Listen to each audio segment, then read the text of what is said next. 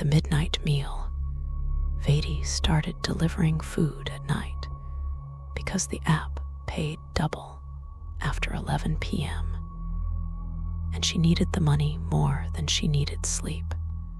She was 22, dropped out of university when her father got sick, now riding her beat-up moto through Phnom Penh streets with an insulated bag strapped to her back.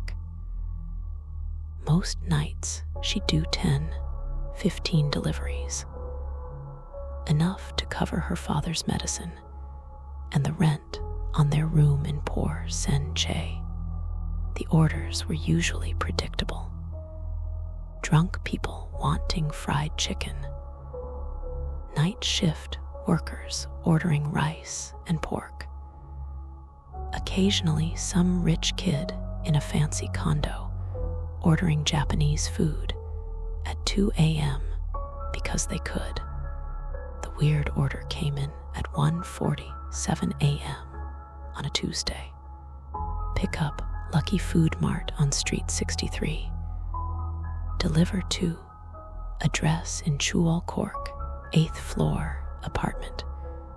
Total 300,000 riel. Cash on delivery. That was unusual. The Lucky Food Mart closed at midnight. Vatey had passed it an hour ago, lights off, gate pulled down. She called the customer.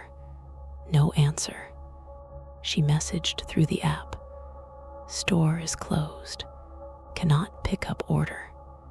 The reply came immediately. Store is open. Go to back entrance. They are waiting. Strange. But 300,000 riel was 300,000 riel. And the customer had already paid 100,000 deposit through the app. They were serious. Vatey rode to the food mart. The front was indeed closed, but when she went around back, there was a door slightly ajar, light spilling out. She knocked. Hello, food delivery. An old Chinese man appeared. He must have been 70, thin, wearing a stained apron. Ah, yes, wait. He disappeared inside. Came back 2 minutes later with a plastic bag. Heavy. She could smell fish and rice and something else. Something sweet and rotten underneath. Here, apartment 8C, don't be late. The customer, do they order often? The old man's expression darkened. Every Tuesday, same order, same time, same address. What do they order? Better you don't ask. Better you just deliver. He closed the door before she could ask anything else. Vatey tied the bag to her moto and headed to the address. It was an older apartment building, 10 stories, concrete and mold stains. The kind of place that had seen better days decades ago. The lobby door was unlocked. Elevator broken, a handwritten sign taped to the doors. She took the stairs. By the 5th floor, she was regretting the job. By the 7th, she was breathing hard. The stairwell smelled like garbage and urine and something else.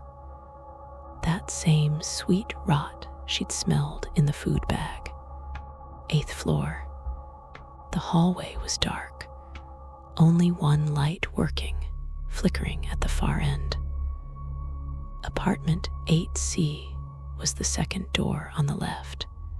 She knocked. Food delivery. No answer. She knocked again. Hello, I have your order. The door swung open slowly. Not because someone opened it. It just swung open on its own, hinges creaking. The apartment beyond was dark. Hello, Vatey pulled out her phone turned on the flashlight. Your food is here. That's 300,000 riel. No response. She stepped inside hesitantly. The apartment was small, one room, basically. A mattress on the floor, a small table, a portable gas stove in the corner. Bare walls, except for one old calendar from 2019. And sitting at the table, back to the door, was someone. "Excuse me," Vatey said. "Your food." The figure didn't move. Vatey approached slowly. "Put the bag on the table." "That's 300,000 riel, please." The figure still didn't move, didn't acknowledge her. Vatey walked around to see them from the front and immediately wished she hadn't. It was a woman, old, impossibly thin, just skin stretched over bones. Her eyes were open, but milky white, unseeing. Her mouth hung open slightly. She wore a faded sampot and nothing else. Her skin was gray. She was dead, obviously, clearly dead. Vatey stumbled backward, hand over her mouth to keep from screaming. But then the woman moved. Slowly, mechanically, she reached for the plastic bag, opened it, pulled out a container of rice and fish, opened it, and began to eat, not like a living person eats. There was no chewing, no swallowing. The food just went into her mouth and disappeared, like she was a puppet going through the motions. Vatey should have run. Every instinct screamed at her to run, but she was transfixed, horrified, watching this dead woman eat food she couldn't possibly taste or digest. After 5 minutes, the woman stopped, pushed the half-empty container away. Then, for the first time, she turned her head to look at Vatey. Those milky eyes focused on her. The mouth moved. A voice came out dry, rasping, like wind through dead leaves. "Thank you." Vatey bolted, ran out of the apartment, down the hall, down the stairs. Didn't stop until she was on her moto, engine running, halfway down the block. Her hands were shaking so badly, she could barely grip the handlebars. She called the app's customer service. "I need to report something. The delivery I just made. Is there a problem with payment?" "No, I mean yes. The customer, she's dead. Like, actually dead." "Ma'am, I don't understand." "The woman in apartment 8C, she's a corpse. But she moved. She ate the food. I can't." "Ma'am, are you feeling all right? Do you need us to send someone?" Vatey realized how she sounded. Crazy, hysterical. "Never mind, forget it." She hung up, checked the app. The order was marked complete. Payment had been transferred to her account. 300,000 riel. Money from a ghost. She went home, didn't sleep. Every time she closed her eyes, she saw that gray face, those milky eyes, that mechanical eating. The next night, she accepted orders as usual. Avoided Street 63, avoided Chual Cork. Stuck to familiar areas. But the following Tuesday, at 1:47 a.m. exactly, another order came in. Same pickup location, same delivery address, same amount. Her finger hovered over reject, 300,000 riel. Her father needed new medication this week. The old prescription wasn't working anymore. She accepted the order. This time, she knew what to expect.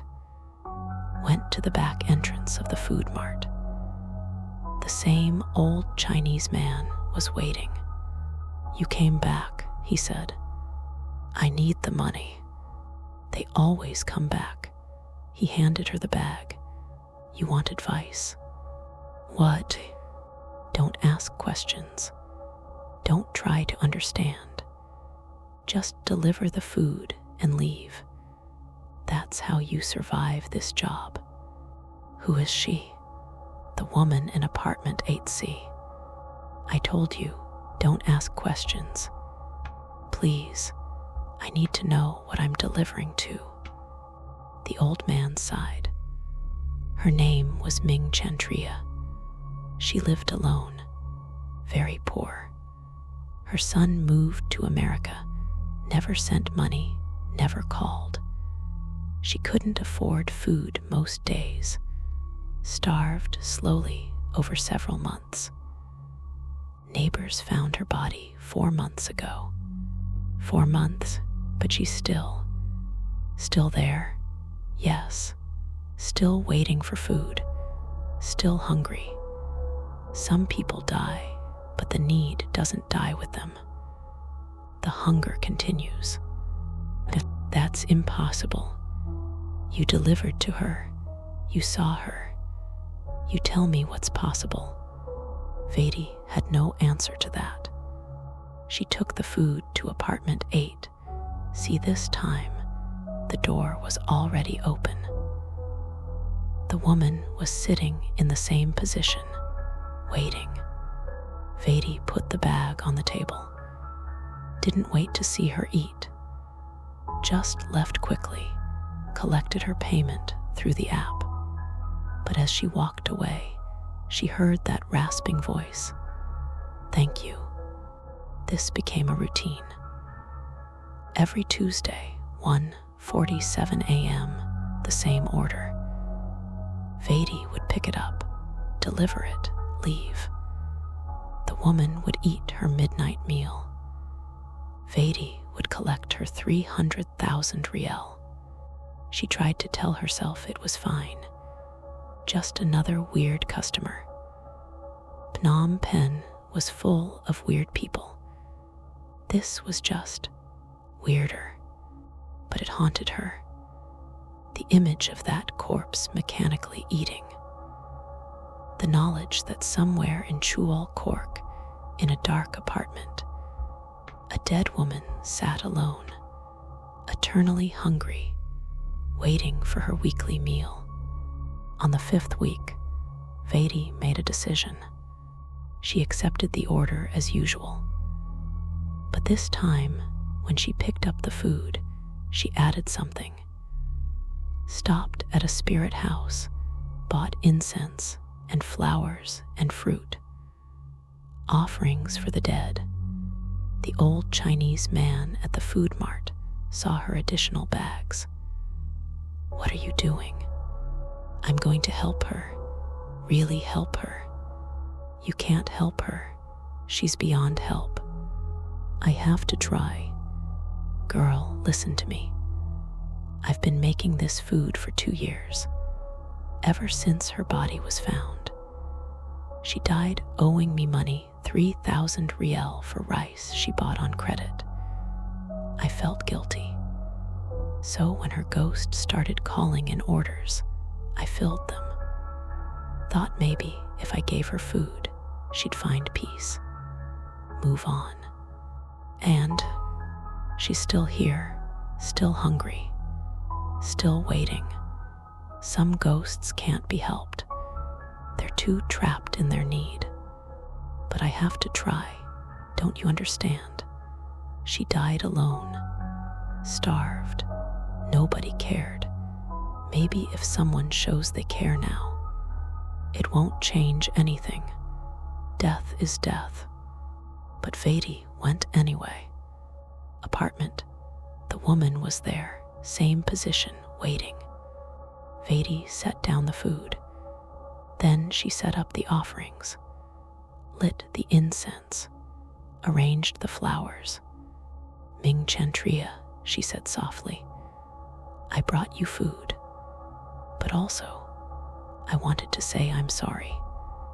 I'm sorry you died alone. I'm sorry you were hungry. I'm sorry your son didn't take care of you. The corpse didn't react. I know you're still hungry, still waiting. But maybe it's time to stop waiting. Maybe your son isn't coming. Maybe he never will. And that's terrible. That's wrong. But you don't have to keep punishing yourself by staying here. Still no reaction. Vatey pulled out her phone. I found him, your son. Vatey, right. Lives in Long Beach, California. Has a family, good job. He has a Facebook page. She showed the corpse her phone screen. Photos of a man in his 40s, smiling with a wife and 2 kids. American house, American car, American life. He looks happy. And I'm not going to lie, it made me angry. That he's happy while you're here like this. But maybe seeing that he's okay will let you let go. Maybe knowing he's alive and well means you don't have to wait anymore. The corpse's head turned. Those milky eyes focused on the phone screen. A sound came from the dry throat. Not words, just a sound. Longing, grief, recognition. I'm going to contact him, Vatey said. I'm going to tell him about you. Make him understand. Make him. No. Vatey jumped. The voice was clearer now, more human. No, she repeated. Don't tell him. Let him be happy. Let him think I died peacefully. Let him not know I starved. Let him not carry that guilt. But you're suffering because of him. I suffered because I was proud. Too proud to ask neighbors for help. Too proud to beg. I chose to starve rather than admit I needed help. That's not his fault. That's mine. The corpse's hand reached out, touched the flowers Vatey had brought. These are beautiful. Nobody brought me flowers when I was alive. I'm sorry. Don't be. You've been kind. Every Tuesday you bring food. You're polite. You say thank you. That's more than anyone did when I was alive. Are you really eating the food? Can you taste it? No, I can't taste anything. Can't feel satisfied. Can't stop being hungry. But the ritual, the act of receiving food, of eating, it's familiar. Comforting. It reminds me of being alive. That sounds like torture. It is, but it's all I have. You could move on, let go, find peace. Peace means disappearing. Means admitting I lived and died alone and nobody cared. Means accepting that my life meant nothing. Your life did mean something. To who? My son who forgot me. The neighbors who never checked on me. The landlord who only cared that I paid rent. To me, the corpse went still. I've been delivering your food for over a month, Vatey continued. And I think about you, wonder about you, care about what happened to you. So you meant something to me. You still do. Those milky eyes blinked. Tears, actual tears, formed and ran down the gray cheeks. Why, the corpse whispered, you didn't know me. because someone should care, because you deserve to be remembered, because dying alone doesn't mean you have to be alone forever. The corpse reached across the table. Her hand, cold, papery, touched Vatey's hand. Thank you for seeing me, for treating me like I still exist. You do exist. Barely, I'm just an echo, a hungry ghost, a mistake that death didn't finish. Then let me help you finish. Let me help you let go. Tell me about your life. Let me know who you were. Let someone remember Ming Chantrea as a person, not just a hungry ghost. So the corpse told her story. She'd been a teacher, elementary school, loved her students, lived for them, really. Never married, gave everything to her job, had one son late in life, raised him alone. He was smart, ambitious. She encouraged him to go to America for university. He went, got a good job, stayed there. At first he called regularly, sent money. Then the calls became less frequent. The money stopped. He had his own family to support, his own life. She understood, didn't want to burden him, but it hurt being forgotten, being left behind. She retired. Pension wasn't enough. Pride kept her from asking for help. She got thinner, weaker, until one day she simply didn't have the strength to go buy rice. She died over a week, slowly, hungry the whole time. The hunger didn't stop when I died, she said. It just continued, forever. That's my punishment for being too proud, for not asking for help, for thinking I had to suffer alone. That's not a punishment. That's a tragedy. Same thing sometimes. Vatey stayed for an hour, listening, learning about this woman's life, her hopes, her regrets, her favorite student who became a doctor, her love of old Khmer songs, her secret dream of visiting Angkor Wat one more time. When Vatey finally left, the corpse said, "Will you come back? Next Tuesday?" "Yes, and I'll bring more flowers." "Thank you, you're kind, kinder than I deserve." Everyone deserves kindness. The next Tuesday, Vatey came back, and the Tuesday after that.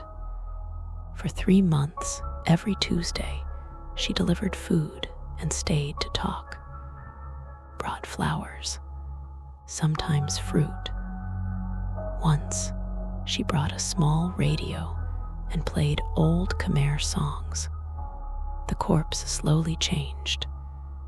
Not physically, she was still gray, still skeletal, still dead. But her voice became warmer, her milky eyes clearer. The mechanical eating became more natural. "I think I can taste it now," she said one night. Just a little. The sweetness of the rice, the salt of the fish. That's good, isn't it? It means I'm becoming more alive, or more dead. I'm not sure which. Does it matter? The corpse smiled, actually smiled. No, I suppose it doesn't. On the 15th Tuesday, Vatey arrived to find the apartment different. Cleaner, lighter. The smell of rot was gone, and the corpse Ming Chantrea looked more human. Still gray, still thin, but more solid, more present. "I've been thinking," she said, "about what you said, about letting go. And I'm ready. or I will be soon. What changed? You showed me that someone cared, that my life mattered to someone, even if it was someone I met after I died. That's enough. That's more than enough. I'm glad, but I need to do something first. I need to forgive myself for being proud, for starving rather than asking for help, for wasting away alone when I could have reached out. You were scared, ashamed. That's human. Yes, but I need to forgive myself anyway. They sat in silence for a while. Then Ming Chantrea spoke again. Next Tuesday, that will be the last meal. After that, I'll let go. I'll move on. Are you sure? Yes, I'm tired, child. So tired. I've been hungry for so long. I want to rest. Then I'll bring you the best meal I can find. A feast. Just bring the regular order. And bring yourself. That's all I need. The next Tuesday, Vatey brought the food from the Lucky Food Mart.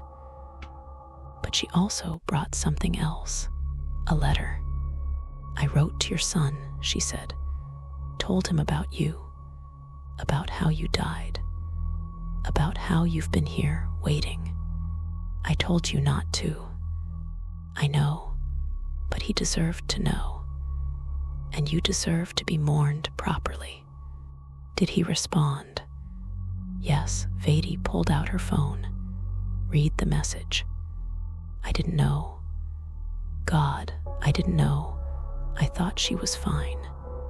She said she was fine every time we talked. I should have visited. I should have checked. I failed her. I failed my mother. Can I do anything? Please, tell me I can do something. Ming Chantrea wept. He cared. He still cared. Of course he did. You're his mother. Tell him I forgive him. Tell him I love him. Tell him to live his life and be happy and not carry guilt. I will, but you can tell him yourself. Vatey dialed a number. Waited, then, Mr. Vatey. Yes, I'm here with her now. She wants to talk to you. She held the phone to the corpse's ear. What Ming Chantrea heard, Vatey didn't know. But she saw the corpse's face transform, saw joy and relief and peace spread across those gray features. The conversation lasted 10 minutes. When it ended, Ming Chantrea was smiling through tears. He's coming, she said, flying back next week, going to give me a proper funeral, a proper goodbye. That's good.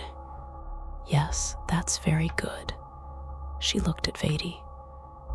Thank you for everything, for caring about a dead old woman, for making me feel human again. You are human, you always were. Perhaps, or perhaps I was just a ghost pretending to be human until someone reminded me what that felt like. She looked at the food on the table. One last meal. One last meal. They ate together. Vatey had brought real food for herself. They sat across from each other, eating, talking about ordinary things. Favorite foods, memories of childhood, dreams that never came true. When the meal was finished, Ming Chantrea stood. I'm ready now. For what? To let go, to stop being hungry, to rest. Will it hurt? I don't think so. I think it will feel like finally sleeping after being awake for too long. She walked to the window, opened it, looked out at the Phnom Penh night lights and noise and life continuing. "It's beautiful," she said. I'd forgotten how beautiful the city is at night. Then she turned to Vatey one last time. "Remember me, not as a hungry ghost, not as a corpse, but as Ming Chantrea, teacher, mother, person. Remember I existed. I will, I promise." Ming Chantrea smiled. "Good. That's all anyone really wants, to be remembered." She turned back to the window, and then she was gone, not dramatically, just gone, like a candle flame blown out. The apartment was empty, just furniture and dust, and the fatting smell of incense. Vatey sat there for a long time. Then she cleaned up, threw away the food containers, took the offerings with her, locked the door. She never delivered to apartment 8C again. The orders stopped coming, but she kept her promise. She remembered Ming Chantrea, still does. Sometimes she tells people the story about the hungry ghost who just wanted someone to care. Most people don't believe her, think she's making it up or had a breakdown. But Vatey knows the truth. She knows that some hunger doesn't end with death, that some needs are so strong they outlast the body itself. She knows that the dead can be just as lonely as the living, just as desperate for connection, for acknowledgement, for someone to say, "I see you, you matter, you existed." And she knows that sometimes the kindest thing you can do is share a meal with someone, even if that someone is dead, even if that meal can't satisfy their hunger, even if all you're really offering is companionship in the darkness. Because sometimes that's enough. Sometimes just being seen, being treated like a person, being remembered, that's enough to let someone finally rest. Vatey still delivers food at night, still rides through Phnom Penh streets, bag strapped to her back. But now she notices them. The lonely ones, the forgotten ones, the people eating alone in dark apartments, waiting for connection that never comes.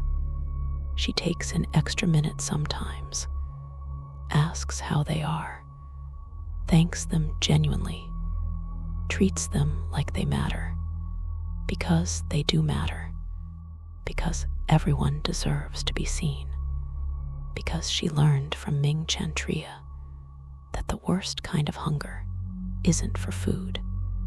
It's for acknowledgement, for care, for someone to notice you exist. And in a city of millions, where everyone's rushing past each other, where it's so easy to be invisible, sometimes just stopping, just noticing, just caring, that's everything. That's the meal that truly satisfies. That's the kindness that echoes beyond death. And Vatey carries that lesson with her every delivery, every night, looking for the lonely, the forgotten, the hungry, and giving them what they really need. Not just food, but connection, recognition, a reminder that they're not invisible, that someone sees them, that they matter, even in death, especially in death, because being forgotten is the worst fate of all, and remembering the forgotten, that's the most important work there is.